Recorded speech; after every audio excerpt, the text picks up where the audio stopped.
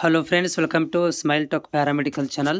ಈ ವಿಡಿಯೋದಲ್ಲಿ ಸ್ವಲ್ಪ ಶಾರ್ಟ್ ನೋಟ್ ಆಗಿ BAMS ಬಗ್ಗೆ ಒಂದು ಸ್ವಲ್ಪ ಇಂಟ್ರೊಡಕ್ಷನ್ ಕೊಡ್ತೇನೆ. ವಿಡಿಯೋ ಪೂರ್ತಿಯಾಗಿ ಕೇಳಿ ನೋಡಿ. ಯಾರೆಲ್ಲ ಅಭ್ಯರ್ಥಿಗಳು ನೀವು ನಮ್ಮ ಚಾನಲ್ಗೆ ಹೊಸಬರಿದ್ದೀರಾ, ಚಾನಲ್ ಸಬ್ಸ್ಕ್ರೈಬ್ ಮಾಡ್ಕೊಳ್ರಿ. ನೋಡಿ, BAMS ಯಾರಿಗೆ ಮಾಡಬೇಕು, ಯಾಕೆ ಮಾಡಬೇಕಂತಂದರೆ, ಸೊ ನೋಡಿ, MBBS ನಿಮಗೆ ಸೀಟ್ ಸಿಗಲಿಲ್ಲ, ನಿಮ್ಮ ನೀಟ್ ರ್ಯಾಂಕಿಂಗು ತುಂಬ ಕಡಿಮೆ ಬಂದಿತ್ತು. ಸೊ ಆವಾಗ ನಿಮ್ಗಳಿಗೆ ಇನ್ನೊಂದು ಅಲ್ಟರ್ನೇಟ್ ಆದಂತಹ ಡಾಕ್ಟರ್ ಕೋರ್ಸ್ ಅಂದರೆ BAMS. BHMS ಬಗ್ಗೆ ಹೇಳ್ತಾ ಇಲ್ಲ, BAMS. ಯಾಕಂದರೆ BAMS ಇದೆ ಅಲ್ರಿ, ಇದು ಸದ್ಯದ ದಿನಗಳಲ್ಲಿ ಗೌರ್ಮೆಂಟ್ ಹಾಸ್ಪಿಟ್ಲ್ಗಳಲ್ಲಿ, ಗೌರ್ಮೆಂಟ್ ಸೆಕ್ಟರ್ಗಳಲ್ಲಿ ಇದನ್ನು ಜಾಬಿಗೆ ತೊಗೊತಾ ಇದ್ದಾರೆ. ಎಲ್ಲ ಒಂದು ಜಿಲ್ಲಾಸ್ಪತ್ರೆಗಳಲ್ಲಿ ಕೂಡ BAMS ಆದವರಿಗೆ ಸಪ್ರೇಟ್ ಆದಂಥ ಆಯುರ್ವೇದ ಡಿಪಾರ್ಟ್ಮೆಂಟ್ಗಳನ್ನು ಓಪನ್ ಆಗೋದ್ರಿಂದ, ಸೊ ಇದು ಸದ್ಯಕ್ಕೆ ಏನಪ್ಪ ಅಂತಂದರೆ MBBS ನಮಗೆ ಸಿಗಲಿಲ್ಲಪ್ಪ ಅಂತ ಬೇಜಾರಲ್ಲಿ ಇರುವಂಥ ಅಭ್ಯರ್ಥಿಗಳಿಗೆ ಇದೊಂದು ನಿಮಗೆ ಒಂದು ಅಸ್ತ್ರವಾಗ್ಬೋದು ಅಥವಾ ಹೆಲ್ಪ್ ಆಗ್ಬೋದು BAMS. ಸೊ ಈ BAMS ನೋಡಿರಿ, ನಮ್ಮ ಕರ್ನಾಟಕದಲ್ಲಿ 5 ವರ್ಷ 5 ತಿಂಗಳು ಕೋರ್ಸ್ ಇರುತ್ತೆ. ಓಕೆನಾ. ಸೊ ಇದು PUC ಸೈನ್ಸ್ ಆದವರಿಗೆ ಫಿಸಿಕ್ಸ್, ಕೆಮಿಸ್ಟ್ರಿ, ಬಯಾಲಜಿ ಓದಿರಬೇಕು.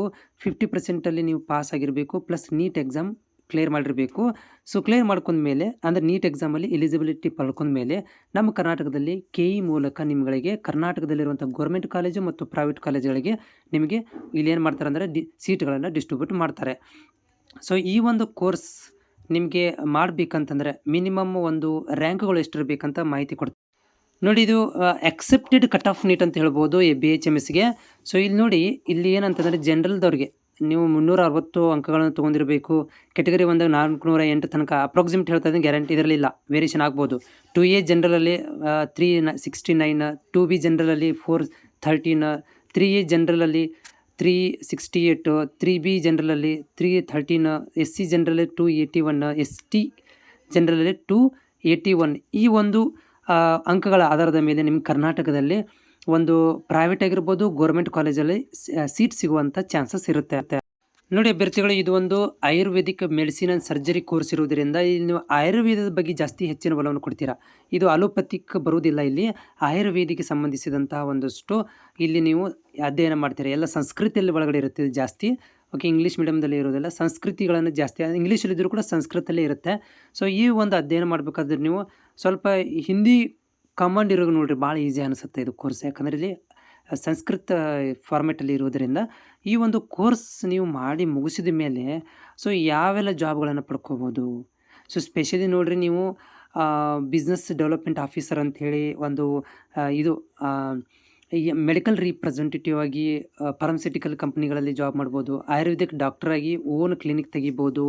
ಅಥವಾ ನೀವು ರೆಸಿಡೆಂಟಲ್ ಮೆಡಿಕಲ್ ಆಫೀಸರ್ ಅಂಥೇಳಿ ನೀವು ಎಲ್ಪ ಅಂತಂದರೆ ಇದರಲ್ಲಿ ಪ್ರೈವೇಟ್ ಹಾಸ್ಪಿಟ್ಲ್ಗಳಲ್ಲಿ ಕೆಲಸ ಮಾಡ್ಬೋದು. ಆಮೇಲೆ ಜೂನಿಯರ್ ಕ್ಲಿನಿಕಲ್ ಕೋರ್ಡಿನೇಟರ್ ಆಗಿ ಮಾಡ್ಬೋದು, ಮತ್ತು ಮೆಡಿಕಲ್ ರೀಪ್ರೆಸೆಂಟೇಟಿವ್ ಆಗಿ ಕೆಲಸಗಳನ್ನು ಮಾಡ್ಬೋದು. ಸ್ಪೆಷಲಿ ನೌ ಡೇಸ್ ಕರ್ನಾಟಕದಲ್ಲಿ ಸ್ಟೇಟ್ ಗೌರ್ಮೆಂಟ್ಗಳಲ್ಲಿ ಗೌರ್ಮೆಂಟ್ ಜಿಲ್ಲಾಸ್ಪತ್ರೆ, ತಾಲೂಕು ಆಸ್ಪತ್ರೆಗಳಲ್ಲಿ ಕೂಡ ನಿಮಗೆ ಆಯುರ್ವೇದ ಡಾಕ್ಟರ್ಗಳಿಗೆ ತೊಗೊತಾ ಇದ್ದಾರೆ.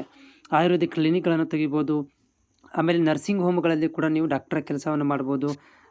ಅಂದರೆ ಮ್ಯಾಕ್ಸಿಮಮ್ ಇಲ್ಲಿ ಟ್ರೈ ಮಾಡೋದೇನಂತಂದರೆ ಓನ್ ಕ್ಲಿನಿಕ್ಗಳನ್ನು ನೀವು ಇಲ್ಲಿ ತೆಗೆದುಕೊಳ್ಬೋದು.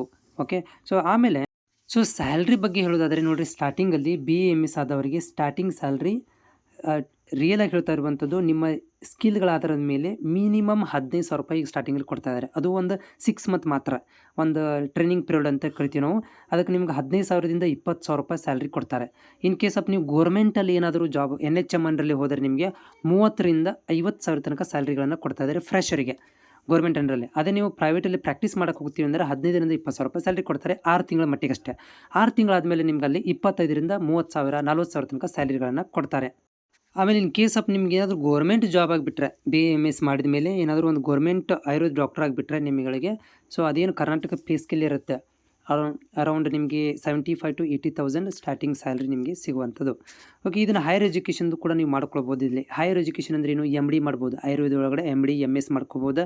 ಅದರಲ್ಲಿ ಬೇರೆ ಬೇರೆ ಒಂದು ಏನಪ್ಪ ಅಂತಂದರೆ ಬೇರೆ ಬೇರೆ ಸರ್ಜರಿ, ಪಂಚಕರ್ಮ ಈ ಥರ ಒಂದು ಕೋರ್ಸ್ಗಳಿದ್ದಾವೆ. MD ಮತ್ತು MS ಮಾಡ್ಕೋಬೋದು.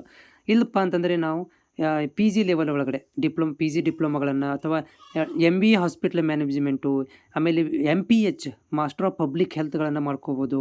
PhD ಮಾಡ್ಬೋದು. ಅಥವಾ MSc ಒಳಗಡೆ ಭಾಳಷ್ಟು ಬರ್ತಾವೆ. MSc ಮೈಕ್ರೋಬಯಾಲಜಿ, ಓಕೆ, ಈ ಥರ ಕೋರ್ಸ್ಗಳನ್ನು ಮಾಡ್ಕೊಳ್ಬೋದು. ಅಥವಾ ನೀವು ಡಿಪ್ಲೊಮೆಟಿಕ್ ಕೋರ್ಸ್ಗಳನ್ನು ರಿಲೇಟೆಡ್ ಟು ದಿ ಹಾಸ್ಪಿಟಲ್ ಮ್ಯಾನೇಜ್ಮೆಂಟ್ಗೆ ಇರುವಂಥ ಕೋರ್ಸ್ಗಳನ್ನು ಕೂಡ ನೀವು ಮಾಡಿಕೊಂಡು ಅವುಗಳ ಬೇಸಿಸ್ ಮೇಲೆ ನೀವು ಮತ್ತೇನು ಮಾಡ್ಬೋದು, ಹೆಚ್ಚಿನ ಉನ್ನತ ಒಂದು ಹುದ್ದೆಗಳನ್ನು ಪಡ್ಕೊಳ್ಳಿಕ್ಕೆ ಪ್ರಯತ್ನ ಮಾಡ್ಬೋದು.